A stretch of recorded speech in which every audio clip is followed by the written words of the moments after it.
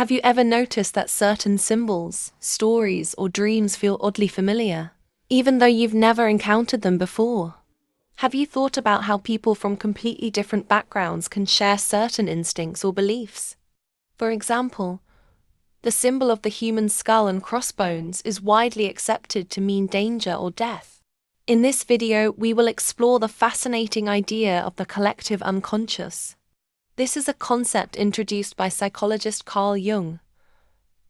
It suggests that we all share a deep, hidden layer of the mind. From ancient symbols to universal stories, humans might be more connected beneath the surface than we realize. So, what is the collective unconscious? To understand the collective unconscious, we need to go back to the 20th century and visit the Swiss psychiatrist, Carl Jung. Jung believed that the mind has two main layers: the personal unconscious and the collective unconscious. The personal unconscious is all about your unique experiences, your memories, emotions, and dreams, which are shaped by your life. Jung argued that beneath this there's a deeper layer, one that isn't shaped by personal experience. This is the collective unconscious.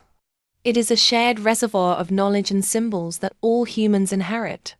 Think of it as an ancient library that each of us carries within. It is filled with symbols, images, and instincts passed down from our ancestors. However, instead of books, it's made of what Jung called archetypes. Archetypes are universal symbols and themes that resonate with people all over the world. Have you ever thought that, no matter where I go, people are the same? Have you ever watched a movie and thought, why do all movies have the same characters? The funny guy, the no-nonsense guy, the guy who has no clue what is going on, and so forth. This is because of archetypes.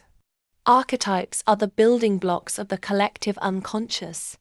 Archetypes are universal patterns that shape how we think, feel, and see the world.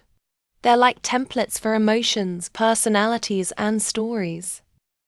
Some examples of archetypes include the hero, the mother, the wise old man, and the shadow. You can see these characters in stories and movies everywhere, from ancient myths to modern films. They're so recognizable because they're part of our collective unconscious. They represent common aspects of the human experience that resonate with everyone. Think about it. Every culture has a hero story, where a character goes on a journey, faces challenges, and learns something along the way. Whether it's Hercules, Luke Skywalker, or Harry Potter, these heroes reflect our universal desire to overcome obstacles and grow. Even if you've never read the same story as someone else, these patterns feel familiar because they're part of our shared human psyche. How do you think the collective unconscious play in our everyday life?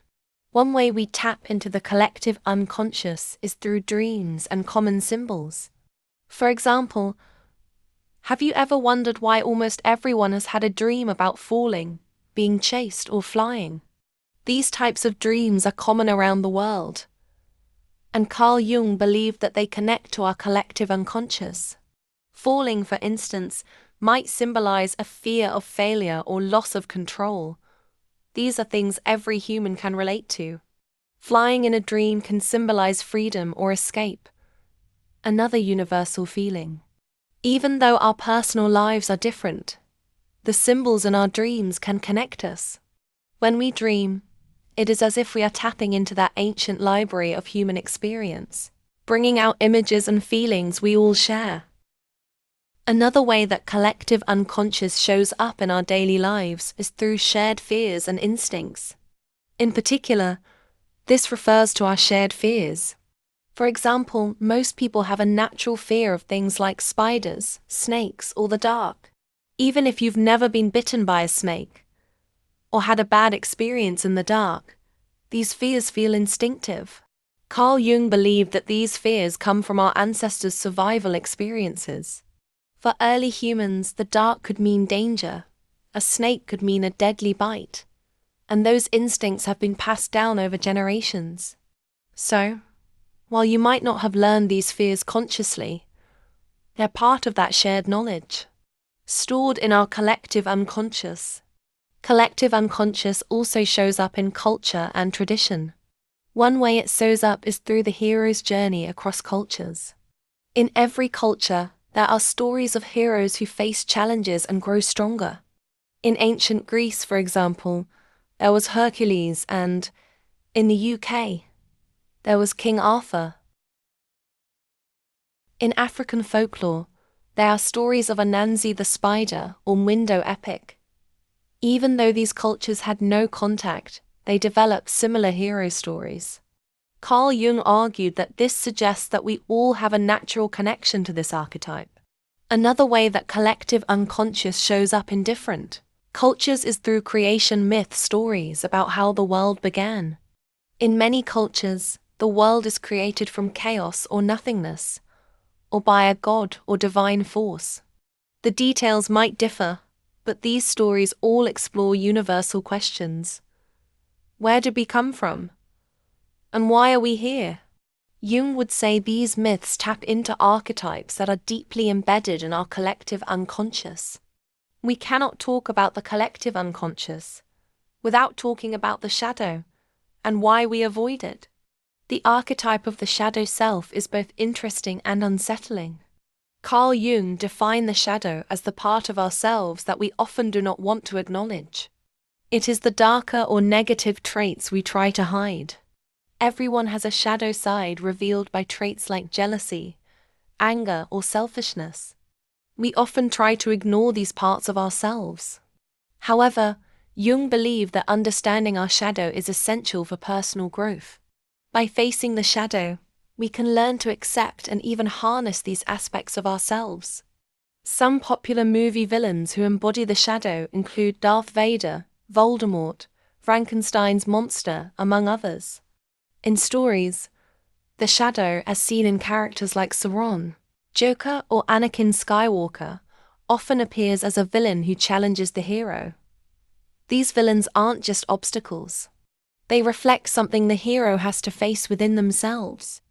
This is why they're so compelling. They represent a universal truth that we all recognize. You might be wondering, does modern science support the theory of the collective unconscious? The answer is no, and maybe yes. So, how is that? Today, scientists are not at all convinced that the collective unconscious exists in the way Jung described it. But recent studies in neuroscience and psychology show that we do share certain instincts and responses that could be part of a shared human experience. For example, studies show that people worldwide recognize certain facial expressions and emotions, regardless of culture. These findings support the idea that we have universal ways of interpreting the world, even if they're not stored in a collective unconscious, like Jung imagined. Even though Jung's theory may be hard to prove scientifically, the similarities between people worldwide suggest that we're more connected on a fundamental level than we might think. So, what can we take away from the idea of the collective unconscious? Whether or not you believe in it exactly as Jung described, it reminds us of our shared humanity.